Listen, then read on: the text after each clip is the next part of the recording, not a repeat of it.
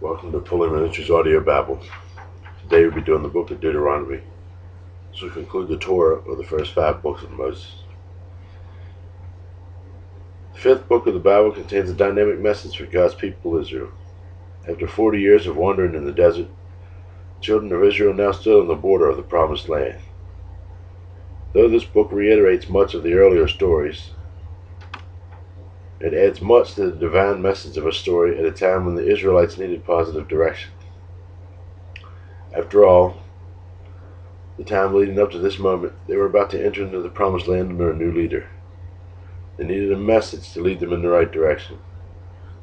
This book, which names means repetition, concludes the writing of Moses and was finished around 1473 BC. The writings of the first 5 books of the Bible often contain within them an order for the Israelites to write down what was happening. This is how we can be sure that they are true and eyewitness accounts.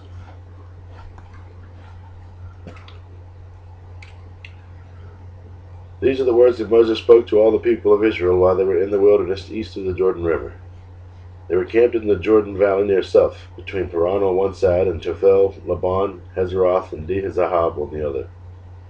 Normally it takes only 11 days to travel from Mount Sinai to Kadesh Barnea, going by the way of Mount Seir. 40 years after the Israelites left Egypt, on the first day of the 11th month, Moses addressed the people of Israel, telling them everything the Lord had commanded him to say. This took place after he had defeated King Sihon of the Amorites, who had ruled in Heshbon, and King Og of Bashan, who had ruled in Ashtaroth and Edrei. While the Israelites were in the land of Moab east of the Jordan River, Moses carefully explained the Lord's instructions as follows. When we were at Mount Sinai, the Lord our God said to us, "You have stayed at this mountain long enough. It is time to break camp and move on. Go to the hill country of the Amorites and to all the neighboring regions, the Jordan Valley, the hill country, the western foothills, the Negev, and the coastal plain. Go to the land of the Canaanites and to Lebanon, and all the way to the great Euphrates River. Look, I am giving all this land to you. Go in and occupy it, for it is the land the Lord swore to give to your ancestors, Abraham, Isaac, and Jacob, and to all their descendants." Moses continued, "At that time I told you, you are too great of a burden for me to carry all by myself. The Lord your God has increased your population, making you as numerous as the stars. And may the Lord, the God of your ancestors, multiply you 1,000 times more and bless you as he promised. But you are such a heavy load to carry. How can I deal with all your problems and bickering? Choose some well-respected men from each tribe who are known for their wisdom and understanding, and I will appoint them as your leaders." Then you responded, "Your plan is a good one." So I took the wise and respected men you had selected from your tribes and appointed them to serve as judges and officials over you. Some were responsible for 1,000 people, some for 100, some for 50, and some for 10. At that time I instructed the judges, "You must hear the cases of your fellow Israelites and the foreigners living among you. Be perfectly fair in your decisions and impartial in your judgments. Hear the cases of those who are poor as well as those who are rich. Don't be afraid of anyone's anger, for the decision you make is God's decision. Bring me any cases that are too difficult for you, and I will handle them." At that time I gave you instructions about everything you were to do. Then, just as the Lord our God commanded us, we left Mount Sinai and traveled through the great and terrifying wilderness, as you yourselves remember, and headed toward the hill country of the Amorites. When we arrived at Kadesh Barnea, I said to you, "You now have reached the hill country of the Amorites that our Lord our God has given us. Look, he has placed the land in front of you. Go and occupy it as the Lord, the God of your ancestors, has promised you. Don't be afraid, and don't be discouraged." But you all came to me and said, "First, let's send out scouts to explore the land for us. They will advise us on the best route to take, which towns we should enter." This seemed like a good idea to me, so I chose 12 scouts, one from each of the young tribes. They headed for the hill country and came to the valley of Eshcol and explored it. They picked some of its fruit and brought it back to us. And they reported, "The land the Lord our God has given us is indeed a good land." But you rebelled against the command of the Lord your God and refused to go in. You complained in your tents, and said, "The Lord must hate us. That's why he has brought us here from Egypt to hand us over to the Amorites to be slaughtered. Where can we go? Our brothers have demoralized us with their report. They tell us the people of the land are taller and more powerful than we are, and their towns are large, with walls rising high into the sky. We even saw giants there, the descendants of Anak. But I said to you, don't be shocked or afraid of them. The Lord your God is going ahead of you. He will fight for you just as you saw him do in Egypt. And you saw how the Lord your God cared for you all along the way as you traveled through the wilderness, just as a father cares for his child. Now he has brought you to this place. But even after all he did, you refused to trust the Lord your God, who goes before you looking for the best places to camp, guiding you with a pillar of fire by night and a pillar of cloud by day. When the Lord heard your complaining, he became very angry. So he solemnly swore, "Not one of you from this wicked generation will live to see the good land I swore to you, your ancestors, except Caleb and son of Jephunneh, and he will see the land because he has followed the Lord completely. I will give to him and his descendants some of the very land he explored during his scouting mission." And the Lord was also angry with me because of you. He said to me, "Moses, not even you will enter the promised land. Instead, your assistant, Joshua son of Nun, will lead the people into the land. Encourage him, for he will lead Israel as they take possession of it. I will give the land to your little ones, your innocent children. You were afraid that they would be captured, but they will be the ones who occupy it. As for you, turn around now and go back through the wilderness toward the Red Sea. There you confessed, 'We have sinned against the Lord. We will go into the land and fight for it, as the Lord our God has commanded us.' So your men strapped on their weapons, thinking it would be easy to attack the hill country.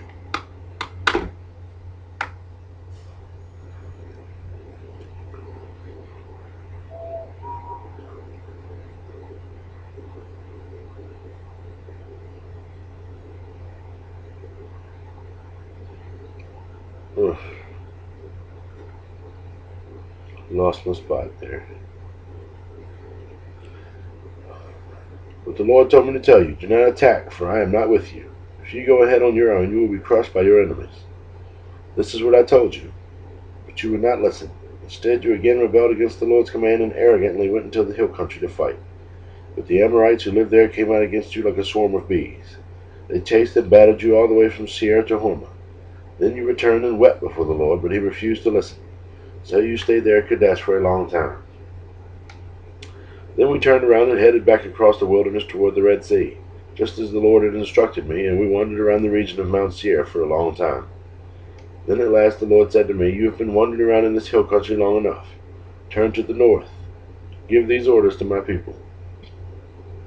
You will pass through the country belonging to your relatives, the Edomites, the descendants of Esau who live in Seir. The Edomites will feel threatened, so be careful. Do not bother them, for I have given them all the hill country of Mount Seir as their property. And I will not give you even 1 square foot of their land. If you need food to eat or water to drink, pay them for it. For the Lord your God has blessed you in everything you have done.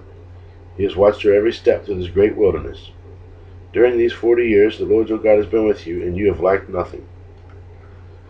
So we bypassed the territory of our relatives, the descendants of Esau who lived in Seir.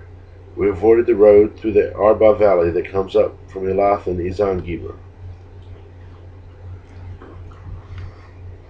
Then we turned north along the desert route through Moab. The Lord warned us, 'Do not bother the Moabites, the descendants of Lot, or start a war with them. I have given them Ar as their property, and I will not give you any of their land.'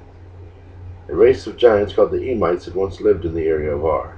They were as strong and numerous and as tall as the Anakites, another race of giants. Both the Emites and the Anakites are also known as Rephites, though the Moabites call them Emites. In earlier times, the Horibites lived in Seir, but they were driven out and displaced by the descendants of Esau, just as Israel drove out the people of Canaan when the Lord gave Israel their land. Moses continued, 'Then the Lord said to us, Get moving, cross the Zered brook.' So we crossed the brook. 38 years passed from the time we first left Kadesh Barnea until we finally crossed the Red Brook. By then, all the men old enough to fight in battle had died in the wilderness, as the Lord vowed would happen. The Lord struck them down until they had all been eliminated from the community. When all the men of fighting age had died, the Lord said to me, 'Today you will cross the border of Moab at Ar, and into the land of the Ammonites, the descendants of Lot. Do not bother them or start a war with them. I have given them the land of Ammon as their property, and I will not give you any of their land.' That area was once considered the land of the Rephites who had lived there, though the Ammonites called them Zamzamites. They were also as strong and numerous and as tall as the Anakites. But the Lord destroyed them so the Ammonites could occupy their land. He had done the same for the descendants of Esau who lived in Seir, for he destroyed the Horites so they could settle there in their place. The descendants of Esau live there to this day. A similar thing happened when the Kephorites from Crete invaded and destroyed the Evites, who lived in the villages of Gaza, in the area of Gaza. Moses continued. Then the Lord said, "Now get moving, cross the Ornon Gorge. Look, I will hand over to you Sihon, the Amorite king of Heshbon, and I will give you his land. Attack him and begin to occupy the land.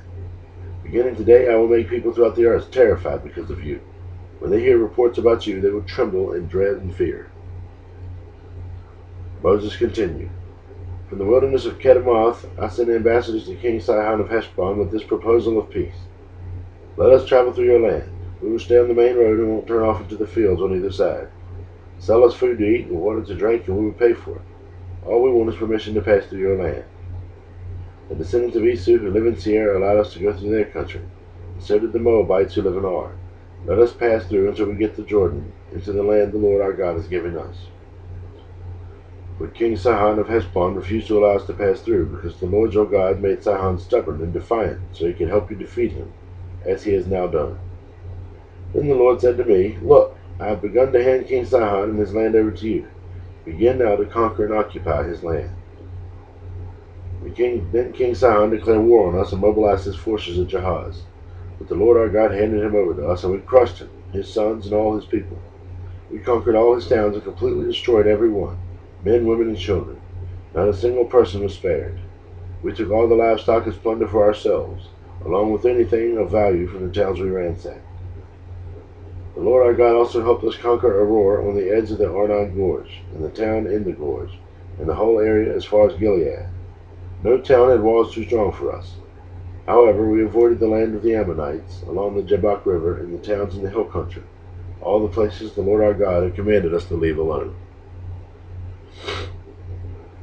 Next we turned and headed for the land of Bashan, where King Og and his entire army attacked us at Edrei. But the Lord told me, Do not be afraid of him, for I have given you victory over Og and his entire army, and I will give you all his land. Treat him just as you treated King Sihon of the Amorites, who ruled in Heshbon. So the Lord our God handed King Og and all his people over to us, and we killed them all. Not a single person survived. We conquered all 60 of his towns, the entire Argob region and the kingdom of Bashan. Not a single town escaped our conquest. These towns were all fortified with high walls and barred gates. We also took many unwalled villages at the same time. We completely destroyed the king of Bashan, just as we had destroyed King Sihon of Heshbon. We destroyed all the people in every town we conquered, men, women, and children alike. But we kept all the livestock for ourselves and took plunder from all the towns. So we too took the land of the Amorite kings east of the Jordan River, all the way from the Arnon Gorge to Mount Hermon. Mount Hermon is called Sirion by the Sidonians, and the Amorites called Senir. We had now conquered all the cities on the plateau and all of Gilead and Bashan, as far as the towns of Salekah and Edrei, which were part of King Og's kingdom in Bashan. King Og of Bashan was the last survivor of the giant Rephaites. His bed was made of iron and was more than 13 feet long and 6 feet wide. It can still be seen in the Ammonite city of Rabbah. When we took possession of this land, I gave the tribes of Reuben and Gad the territory beyond Auror along the Arnon Gorge, plus half of the hill country of Gilead and its towns. Then I gave the rest of Gilead and all of Bashan, Og's former kingdom, to the half-tribe of Manasseh. This entire Argob region of Bashan used to be known as the land of the Rephaites. Jair, a leader from among the tribe of Manasseh, conquered the whole Argob region of Bashan all the way to the border of the Geshurites and the Maccathites. Jair renamed this region after himself, calling it the towns of Jair, as it is still known today. I gave Gilead to the clan of Makir, but I also gave part of Gilead to the tribes of Reuben and Gad. The area I gave them extended from the middle of the Arnon Gorge in the south to the Jabbok River on the Ammonite frontier. They also received the Jordan Valley, all the way from the Sea of Galilee down to the Dead Sea, the Jordan River serving as the western boundary. To the east were the slopes of Pisgah. At that time I gave this command to the tribes that would live east of the Jordan. Although the Lord your God has given you this land as your property, all your fighting men must cross the Jordan ahead of your Israelite relatives, armed and ready to assist them. Your wives, children, and numerous livestock, however, may stay behind in the towns I have given you. When the Lord has given security to the rest of the Israelites, as he has to you, and when they occupy the land the Lord your God has given them across the Jordan River, then you may all return here to this land I have given you. At that time I gave Joshua this charge. You have seen for yourself everything the Lord your God has done to these two kings. He will do the same to all the kingdoms of the west side of the Jordan. Do not be afraid of the nations there, for the Lord your God will fight for you. At that time I pleaded with the Lord and said, O sovereign Lord, you have only begun to show your greatness and the strength of your hand to me, your servant. Is there any God in heaven or on earth who can perform such great and mighty deeds as you do? Please let me cross the Jordan to see the wonderful land on the other side, the beautiful hill country, and the Lebanon mountains. But the Lord was angry with me because of you, and he would not listen to me. That's enough, he declared. Speak of it no more. But go up to Pisgah Peak and look over the land in every direction. Take a good look, but you may not cross the Jordan River. Instead, commission Joshua and encourage and strengthen him, for he would lead the people across the Jordan. He would give them all the land you now see before you as their possession. So we stayed in the valley near Beth Peor.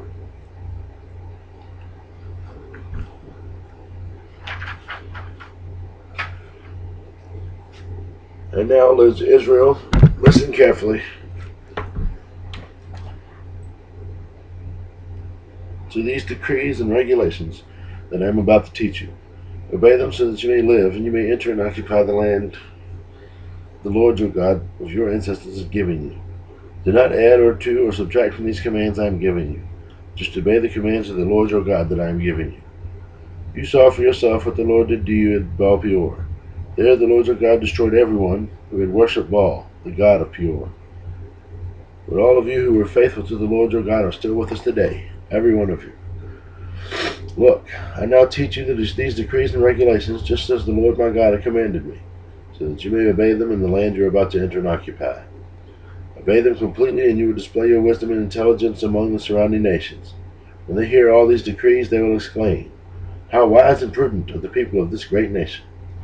For what great nation is a God as near to them as the Lord our God is near to us whenever we call on him? And what great nation has decrees and regulations, as righteous and as fair as this body of instructions that I am giving you today? But watch out. Be careful never to forget what you yourself have seen. Do not let these memories escape you from your mind as long as you live, and be sure to pass them on to your children and grandchildren. Never forget the day when you stood before the Lord your God at Mount Sinai, where he told me, Summon the people before me, and I will personally instruct them. Then they will learn to fear me as long as they live, and they will also teach their children to fear me. You came near and stood at the foot of the mountain, while flames from the mountain shot into the sky. The mountain was shrouded in black clouds and deep darkness. And the Lord spoke to you from the heart of the fire. You heard the sound of his words, but didn't see his form. It was only a voice. He proclaimed this covenant, 10 commandments, which he commanded you to keep, and which he wrote on 2 stone tablets. It was at that time that the Lord commanded me to teach you his decrees and regulations, so you would obey them in the land that you are about to enter and occupy. But be very careful. You did not see the Lord's form on the day he spoke to you from the heart of fire in Mount Sinai. So do not corrupt yourselves by making an idol in any form, whether of a man or a woman, an animal on the ground, a bird in the sky, a small animal that scurries along the ground, or a fish in the deepest sea. And when you look up into the sky and see the sun, moon, and stars, all the forces of heaven, don't be seduced into worshiping them. The Lord your God gave them to all the peoples of the earth. Remember that the Lord rescued you from the iron smelting furnaces of Egypt in order to make you his very own people and his special possession, which is what you are today. But the Lord was angry with me because of you. He vowed I would not cross the Jordan River into the good land the Lord your God has given you as your special possession. You will cross the Jordan to occupy the land, but I will not. Instead, I will die here on the east side of the river.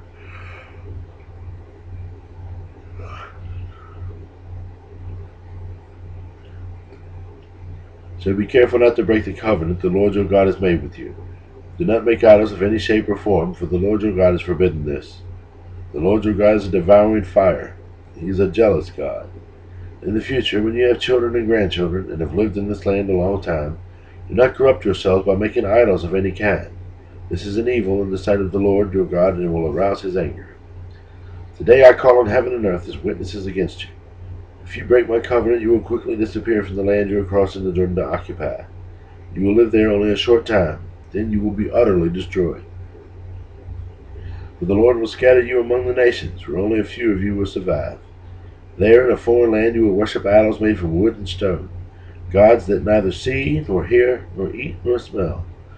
But from there you will search again for the Lord your God, and if you search for him with all your heart and soul, you will find him. In the distant future, when you are suffering all these things, you will finally return to the Lord your God and listen to what he tells you. For the Lord your God is a merciful God. He will not abandon you or destroy you or forget the solemn covenant he made with your ancestors.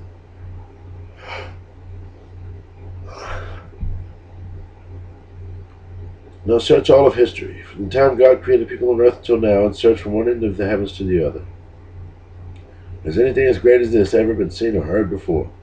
Has any nation ever heard the voice of God speaking from fire as you did and survived? Has any other God dared to take a nation for himself out of another nation by means of trials, miraculous signs, wonders, war, a strong hand, a powerful arm, and terrifying acts? Yet this is what the Lord your God did for you in Egypt, right before your very eyes. He showed you these things so you would know that the Lord is God and there is no other. He let you hear his voice from heaven so he can instruct you. He let you see his great fire here on earth so he could speak to you from it. Because he loved your ancestors, he chose to bless their descendants, and he personally brought you out of Egypt with a great display of power. He drove out nations far greater than you so he could bring you in and give you their land as a special possession, as it is today. So remember this and keep it firmly in mind. The Lord is God both in heaven and on earth, and there is no other. If you obey all the decrees and commands I have given you today, all will be well with you and your children.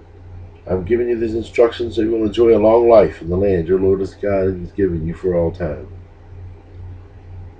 Then Moses set apart 3 cities of refuge east of the Jordan River. Anyone who killed another person unintentionally without previous hostility could flee there to live in safety. These were the cities: Bezer on the wilderness plateau for the tribe of Reuben, Ramoth and Gilead for the tribe of Gad, Golan and Bashan for the tribe of Manasseh. This is the body of instruction that Moses presented to the Israelites. These are the laws, decrees, and regulations that Moses gave to the people of Israel when they left Egypt, and when they camped in the valley near Beth Peor, east of the Jordan River. This land was formerly occupied by the Amorites under King Sihon, who ruled from Heshbon. But Moses and the Israelites destroyed him and his people when they came from Egypt. Israel took possession of his land and that of King Og of Bashan, the 2 Amorite kings east of the Jordan. So Israel conquered the entire area from Aroer to the edge of the Arnon Gorge, all the way to Mount Sirion, also called Mount Hermon. And they conquered the eastern bank of the Jordan River as far south as the Dead Sea, below the slopes of Pisgah. Moses called all the people of Israel together and said, "Listen carefully, Israel. Hear the decrees and regulations I am giving you today, so you may learn them and obey them. The Lord our God made a covenant with us at Mount Sinai.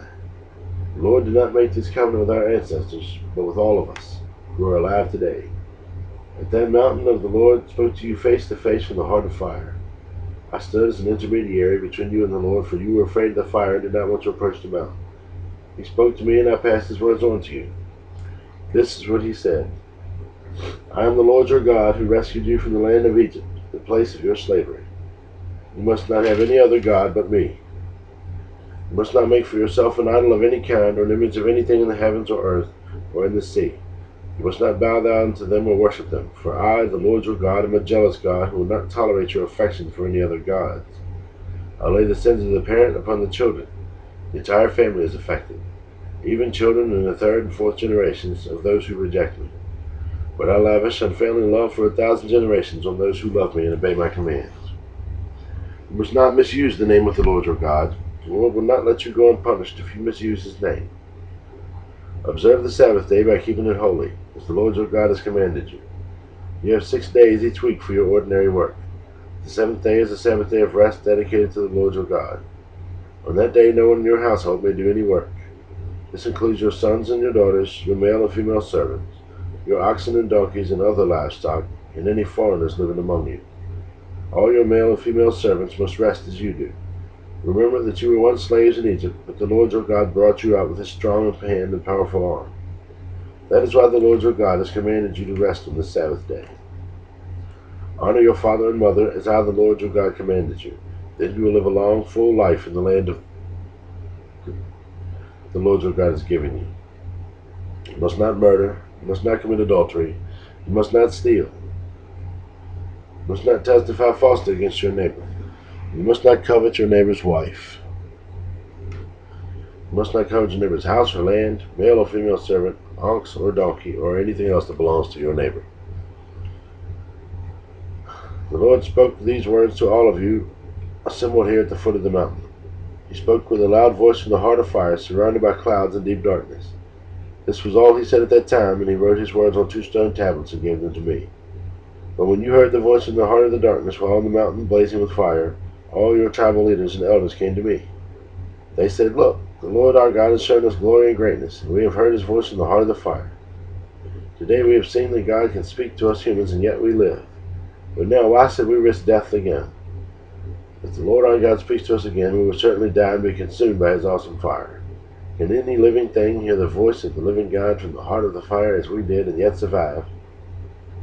Go yourself and listen to what the Lord our God says. Then come and tell us everything he tells you, and we will listen and obey." The Lord heard the request you made to me and said, "I have heard what the people said to you, and they are right.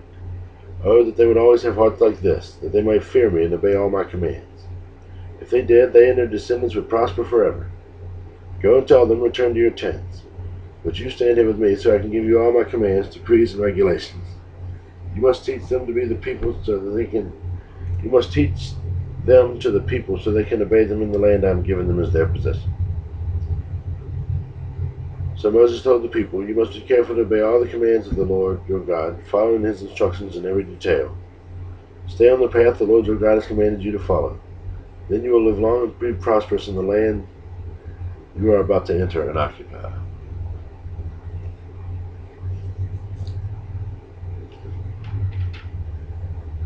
These are the commands, decrees, and regulations the Lord your God commanded me to teach you. You must obey them in the land you are about to enter and occupy. And you and your children and grandchildren must fear the Lord God as long as you live. If you obey all his decrees and commands, you will enjoy a long life. Listen closely, Israel. Be careful to obey. Then all will go well with you, and you will have many children in the land flowing with milk and honey, just as the Lord, the God of your ancestors, promised you. Listen, O Israel.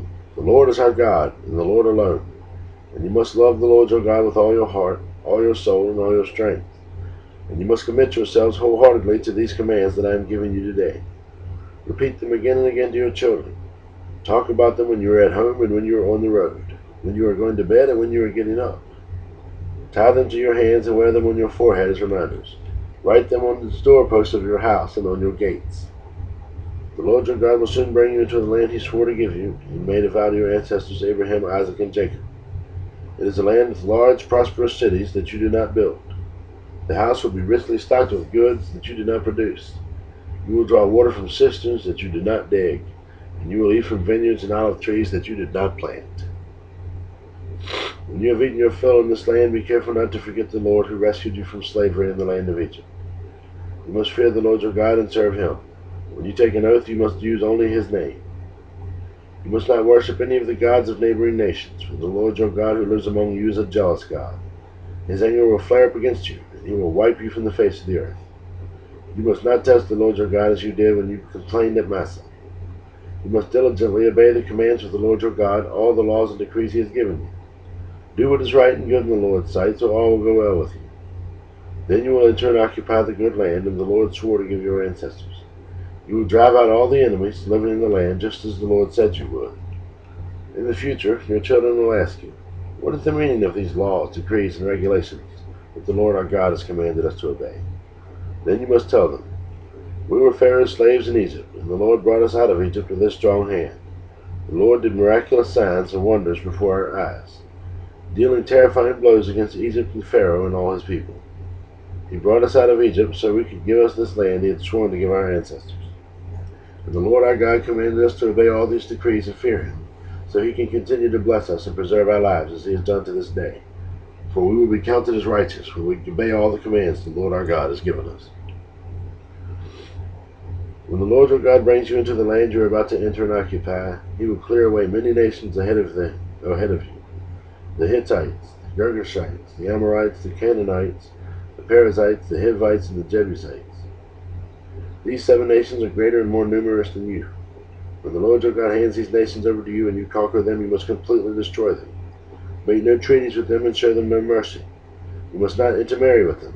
Do not let your daughters and sons marry their sons and daughters, for they will lead your children away from me to worship other gods.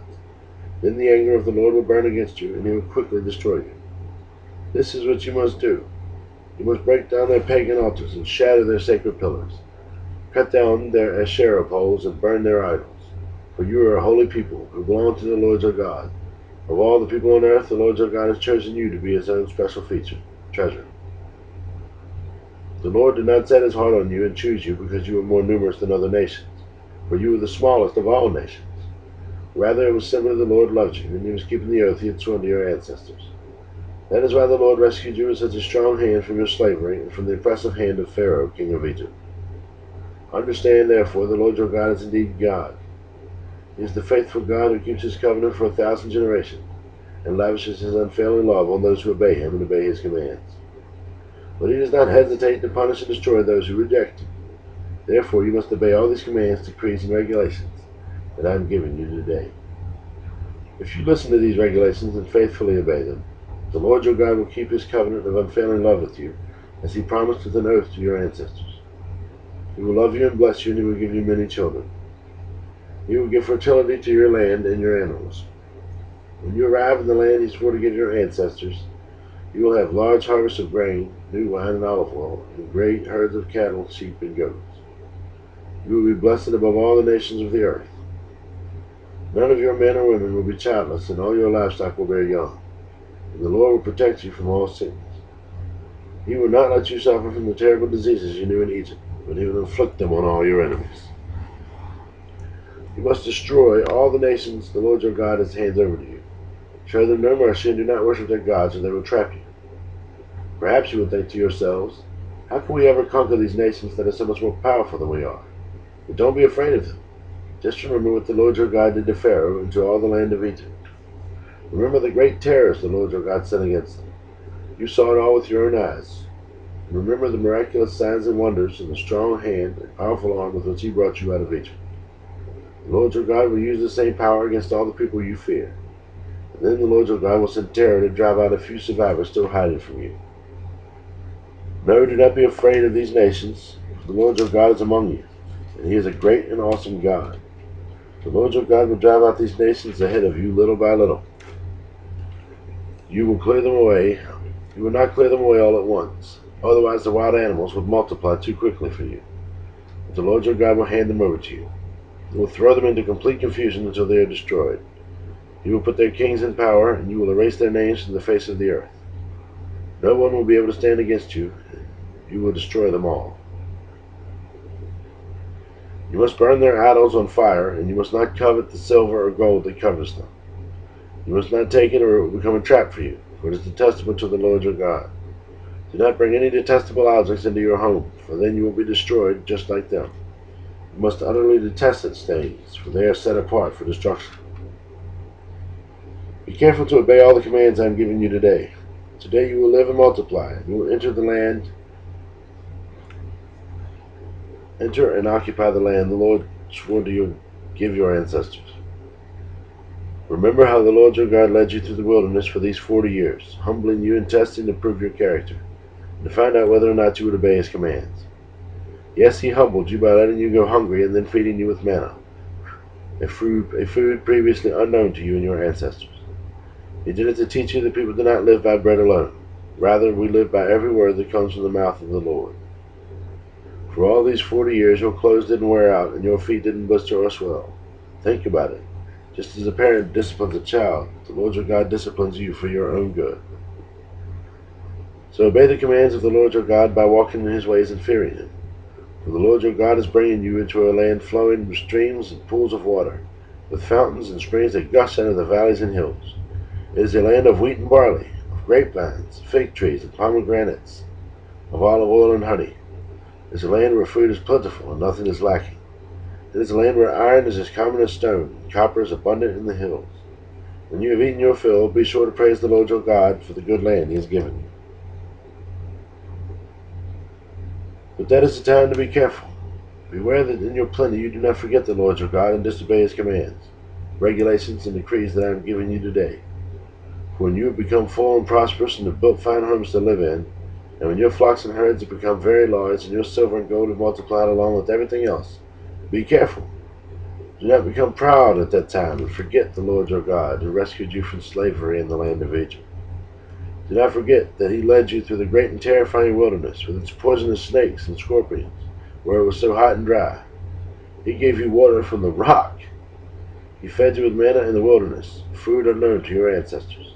He did this to humble you and test you for your own good. He did all this so you would never say to yourself, I have achieved this wealth with my own strength and energy. Remember the Lord your God. He is the one who gives you power to be successful, in order to fulfill the covenant he has confirmed to your ancestors with an oath. But I assure you of this, if you ever forget the Lord your God and follow other gods, worshiping and bowing down to them, you will certainly be destroyed. Just as the Lord has destroyed other nations in your path, you also will be destroyed if you refuse to obey the Lord your God.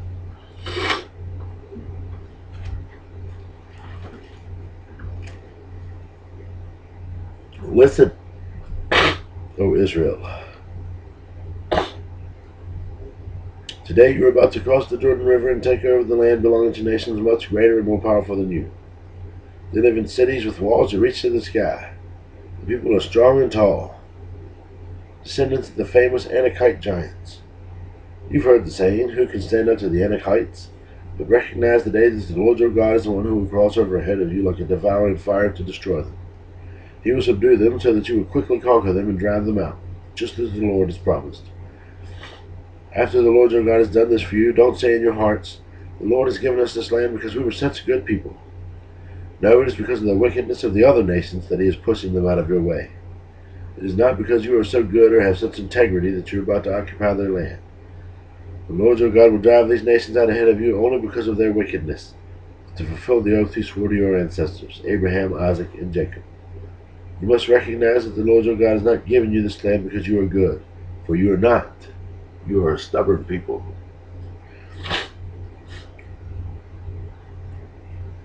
Remember and never forget how angry you made the Lord your God out in the wilderness.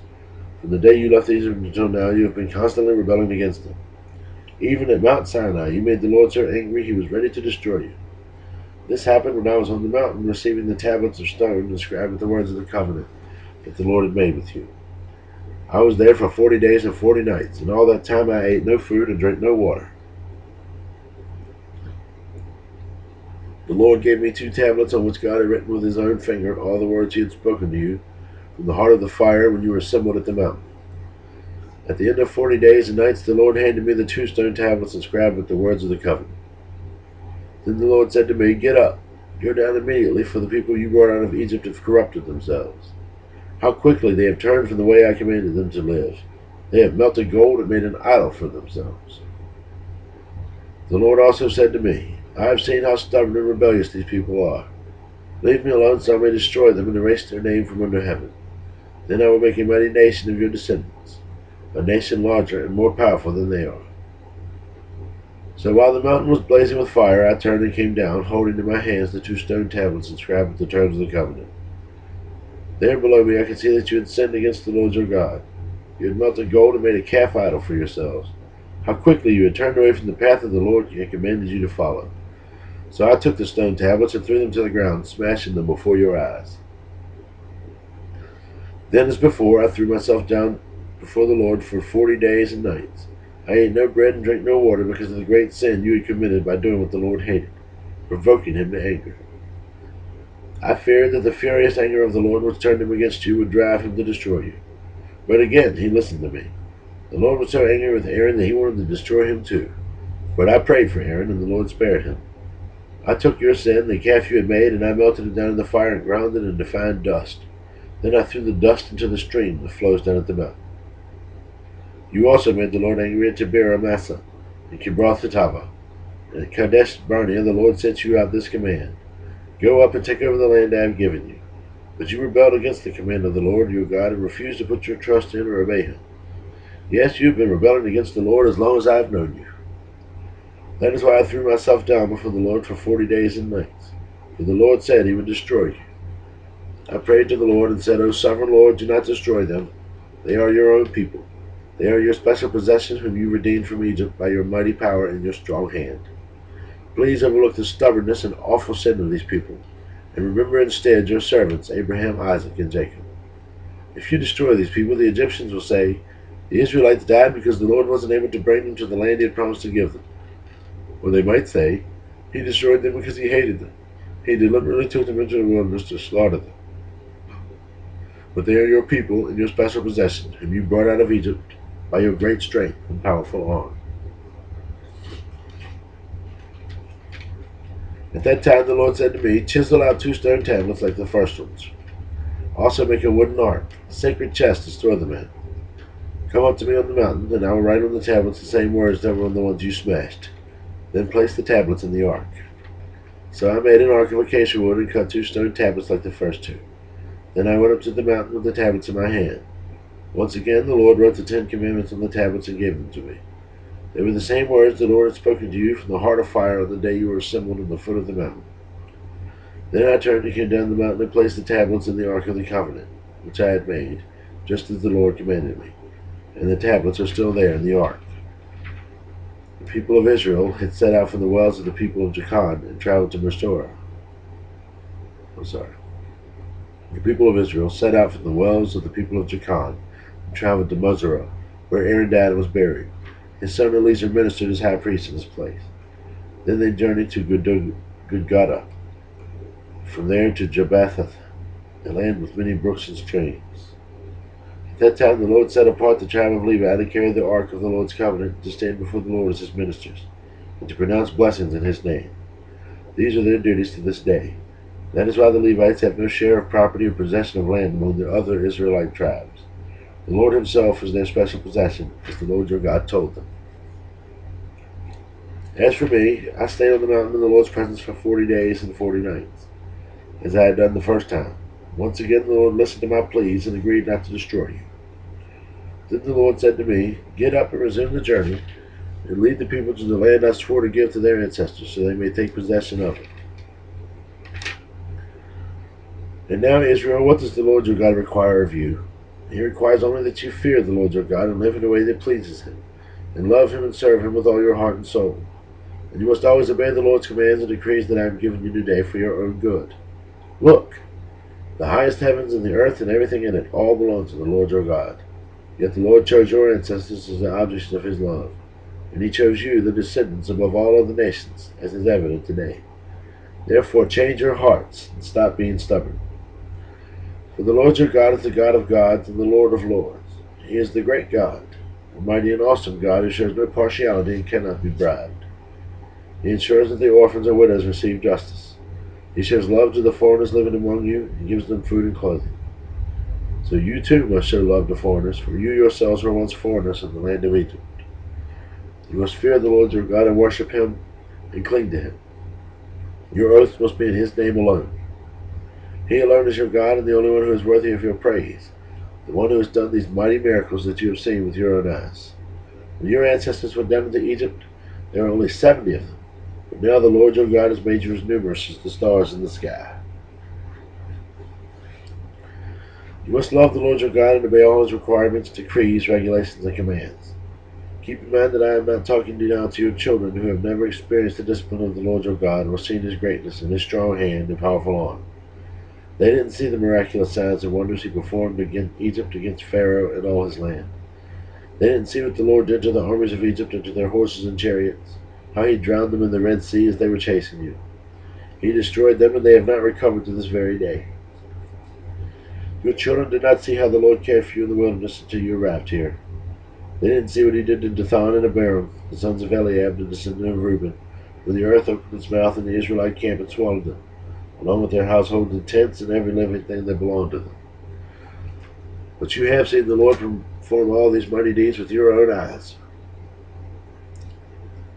Therefore, be careful to obey every command I am giving you today, so that you may have strength to go in and take over the land you are about to enter. If you obey, you will enjoy a long life in the land of the Lord swore to give your ancestors and to you, their descendants, a land flowing with milk and honey.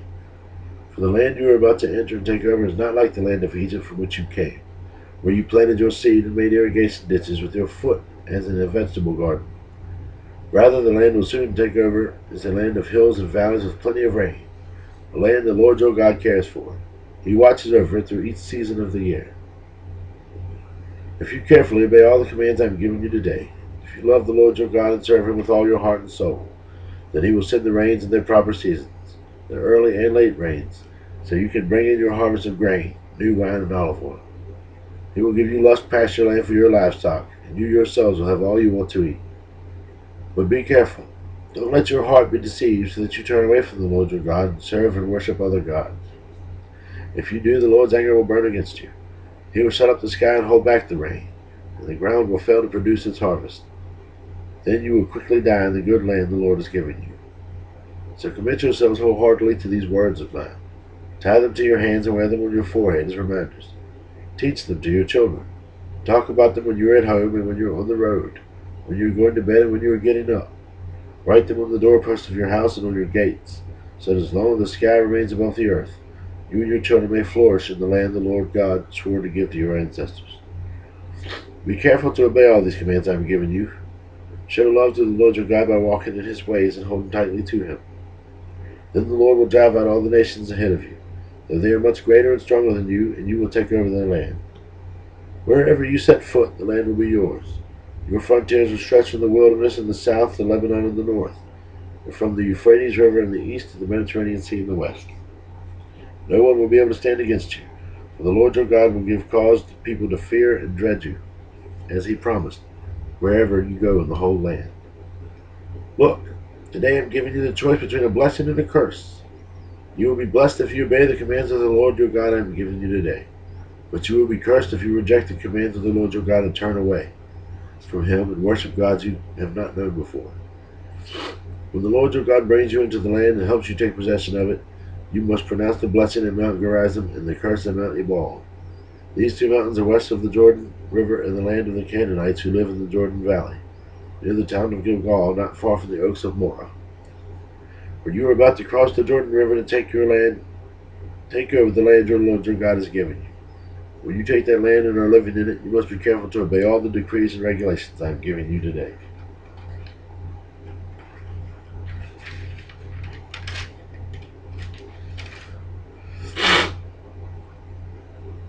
These are the decrees and regulations you must be careful to obey when you live in the land of the Lord, the God of your ancestors, has given you. You must obey them as long as you live. When you drive out the nations that live there, you must destroy all the places where they worship their gods, high on the mountains, up on the hills, and under every green tree. Break down their altars and smash their sacred pillars. Break their Asherah poles and cut down their carved idols. Completely erase the names of their gods. Do not worship the Lord your God in the way these pagan people worship their gods. Rather, you must seek the Lord your God at the place of worship he himself will choose from among all the tribes, the place where his name will be honored. There you will bring your burnt offerings, your sacrifices, your tithes, your sacred offerings, and your offerings to fulfill a vow, your voluntary offerings, and your offerings of the firstborn animals for your herds and flocks. There you and your families will feast in the presence of the Lord your God, and you will rejoice in all you have accomplished because the Lord your God has blessed you. Your pattern of worship will change. Today all you are doing as you please, because you have not yet arrived at the place of rest. The land the Lord your God has given you is your special possession.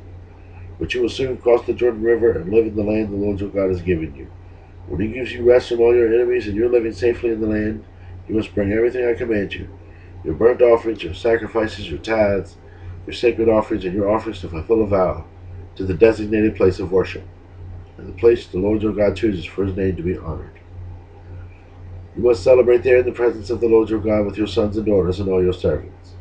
And remember to include the Levites who live in your towns, for they will receive no allotment of land among you. Be careful not to sacrifice your burnt offerings just anywhere you like.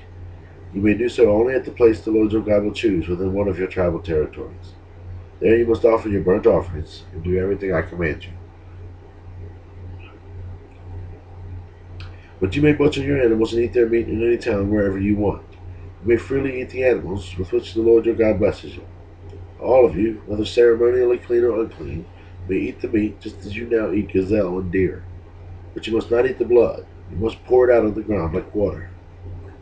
But you may not eat your offerings in your hometown. Neither the tithe of your grain, or the new wine or olive oil, nor the firstborn of your flocks or herds, nor any offering to fulfill a vow, nor the voluntary offerings, nor your sacred offerings. You must eat these in the presence of the Lord your God at the place he will choose. Eat them there with your children, your servants, and the Levites who live in your towns, celebrating in the presence of the Lord your God in all you do. And be very careful never to neglect the Levites as long as you live in your land. When the Lord your God expands your territory as he promised, and you have the urge to eat meat, you may freely eat meat whenever you want. It might happen that the designated place of worship, the place the Lord your God chooses for his name to be honored, is a long way from your home. If so, you may butcher any of the cattle, sheep, or goats the Lord has given you, and you may freely eat the meat in your hometown, as I have commanded you. Anyone, whether ceremonially clean or unclean, may eat the meat, just as you do now with gazelle and deer. But never eat the blood, for the blood is the life, and you must not eat the lifeblood with the meat. Instead, pour out the blood on the ground like water. Do not eat the blood, so that all may go well with you and your children after you, because you will be doing what pleases the Lord. Take your sacred gifts and your offerings given to fulfill a vow to the place the Lord chooses. You must offer the meat and blood of your burnt offerings on the altar of the Lord your God. The blood of your other sacrifices must be poured out on the altar of the Lord your God, that you may eat the meat. Be careful to obey my commands, so that all will go well with you and your children after you, because you will be doing what is good and pleasing to the Lord your God. When the Lord your God goes ahead of you and destroys the nations, and you drive them out and live in their land, do not fall into the trap of following their customs and worshiping their gods. Do not inquire about their gods, saying, "How did these nations worship their gods? I want to follow their example." You must not worship the Lord your God the way the other nations worship their gods, for they perform for their gods every detestable act the Lord hates. They even burn their sons and daughters as sacrifices to their gods. So be careful to obey all the commands I give you. You must not add anything to them or subtract anything from them. Suppose there are prophets among you, or those who dream dreams about the future, and they promise you signs or miracles, and the predicted signs or miracles occur. If they then say, "Come, let us worship other gods, gods you have not known before," do not listen to them.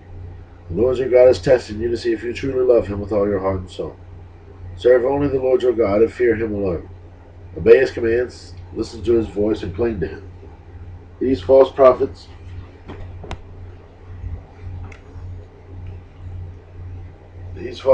or visionaries who try to lead you astray must be put to death, for they encourage rebellion against the Lord your God, who redeemed you from slavery and brought you out of the land of Egypt.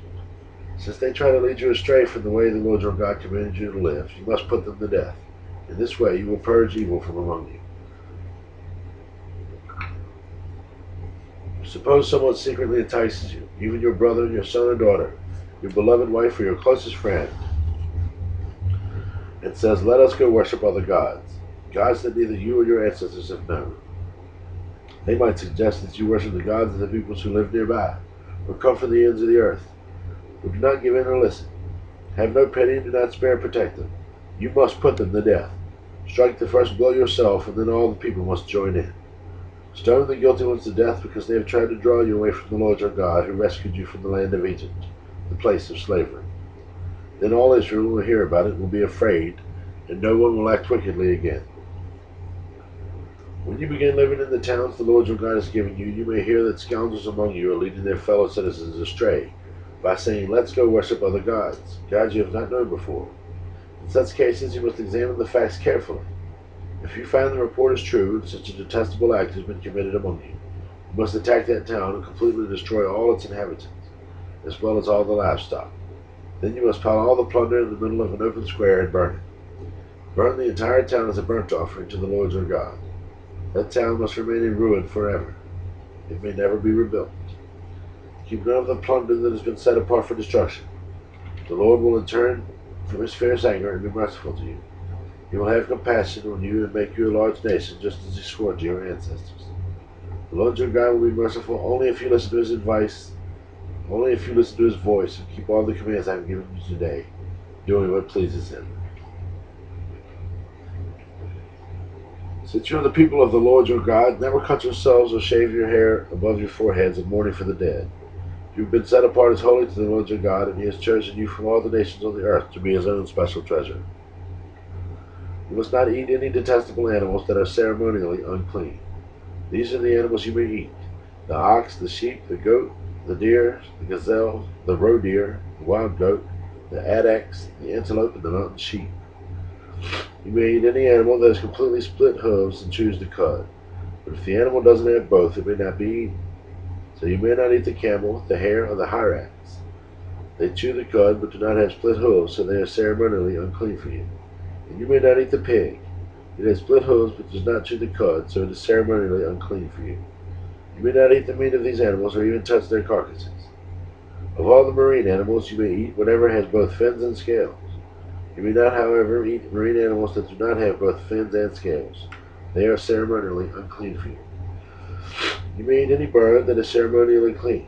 These are the birds you may not eat: the griffin vulture, the bearded vulture, the black vulture, the kite, the falcon, buzzards of all kinds, ravens of all kinds, the eagle owl, the short-eared owl, the seagull, hawks of all kinds, the little owl, the great owl, the barn owl, the desert owl, the Egyptian vulture, the cormorant, the stork, herons of all kinds, the hoopoe, and the bat. All winged insects that walk along the ground are ceremonially unclean for you and may not be eaten. But you may eat any winged bird or insect that is ceremonially clean. You must not eat anything that is dead a natural death. You may give it to a foreigner living in your town, but you may sell it to a stranger.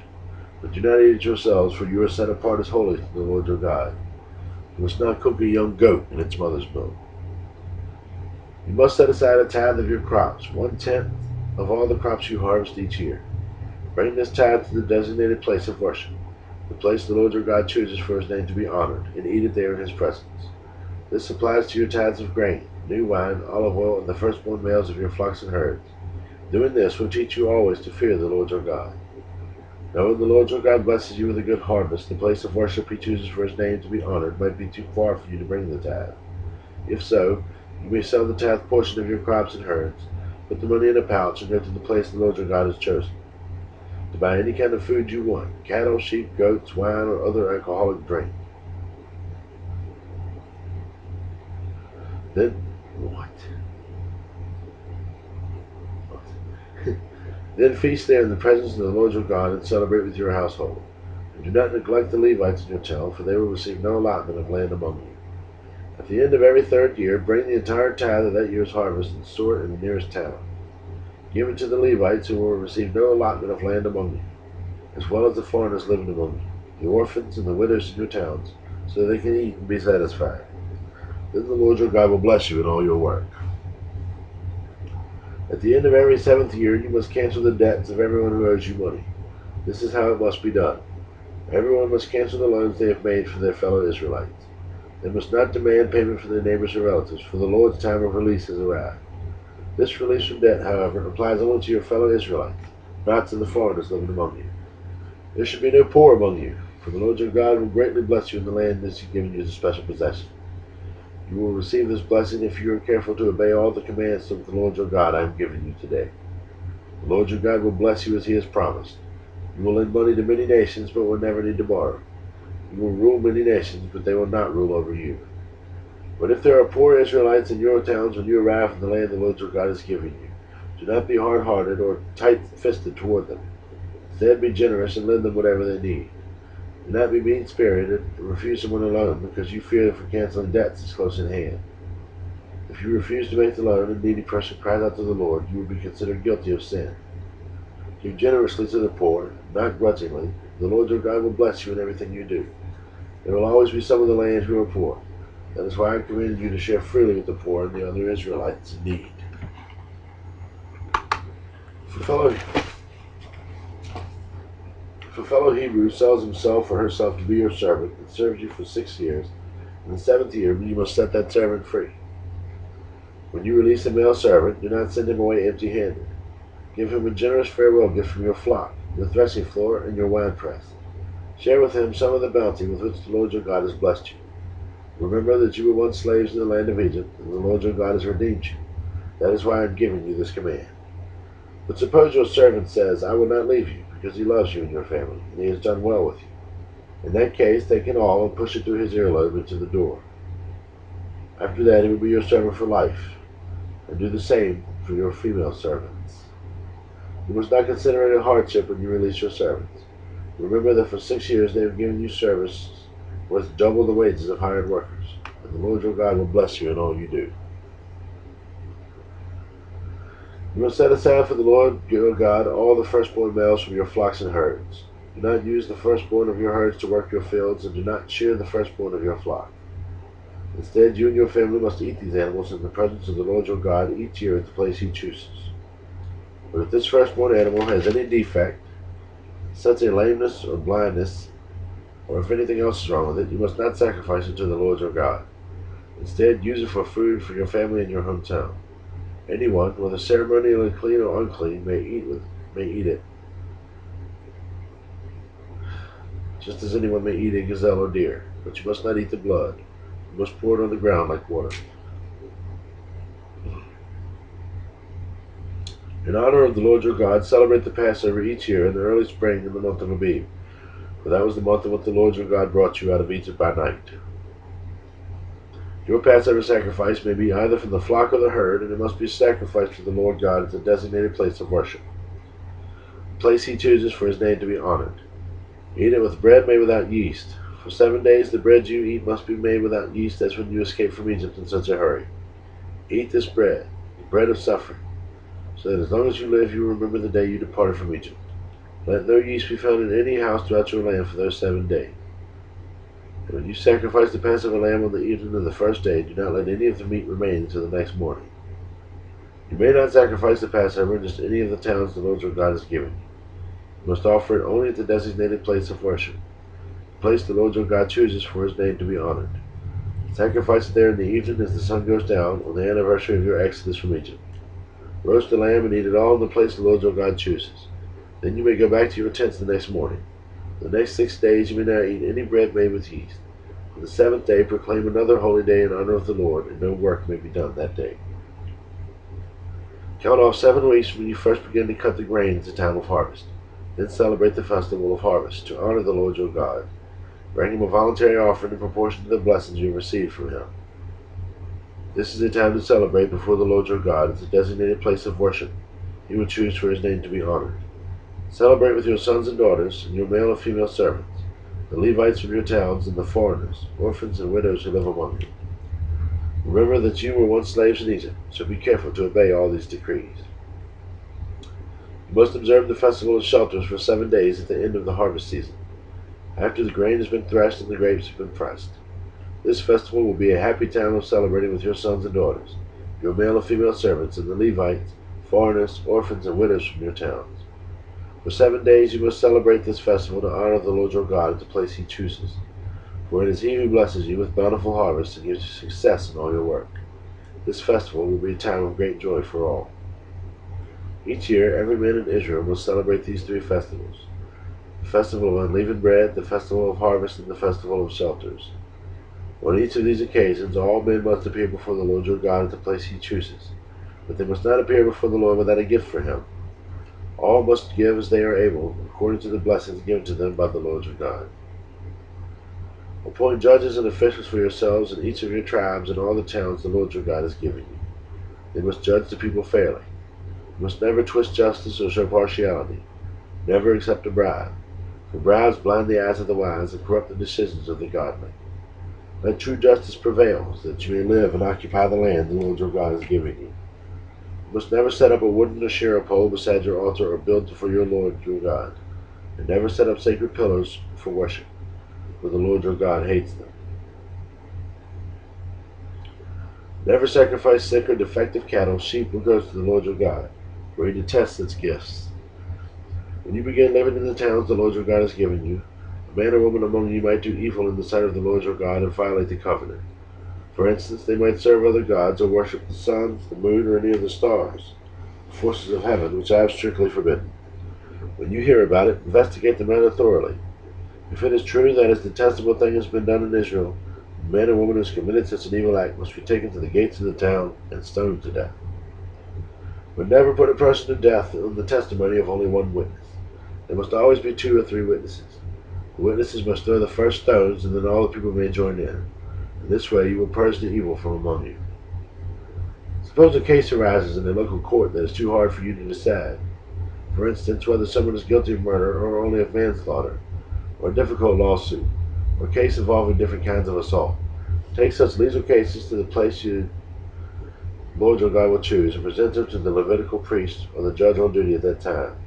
They will hear the case and declare the verdict. You must carry out the verdict they announce and the sentence they prescribe at the place the Lord chooses. You must do exactly what they say. After they have interpreted the law and declared their verdict, the sentence they impose must be fully executed. Do not modify it in any way. Anyone arrogant enough to reject the verdict of the judge or the priest who represents the Lord your God must die. In this way you will purge the evil from Israel. Then everyone else will hear about it and be afraid to act so arrogantly. You are about to enter the land the Lord your God has given you. When you take it over and settle there, you may think, we should select a king to rule over us like the nations around us. If this happens, be sure to select as king the man the Lord your God chooses. You must appoint a fellow Israelite. He may not be a foreigner. The king must not build a large stable of horses for himself or send his people to Egypt to buy horses. For the Lord has told you, you must never return to Egypt. The king must not take many wives for himself, because they will turn his heart away from the Lord. And he must not accumulate large amounts of wealth in silver and gold for himself. When he sits on the throne as king, he must copy for himself his body of instructions on a scroll in the presence of the Levitical priest. He must always keep that copy with him and read it daily as long as he lives. That way he will learn to fear the Lord his God by obeying all the terms of these instructions and decrees. This regular reading will prevent him from becoming proud and acting as if he is above his fellow citizens. It will also prevent him from turning away from these commands in the smallest way, and it will ensure that he and his descendants will reign for many generations in Israel.